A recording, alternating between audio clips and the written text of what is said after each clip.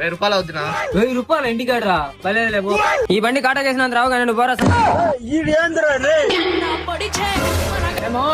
బయటికి రా.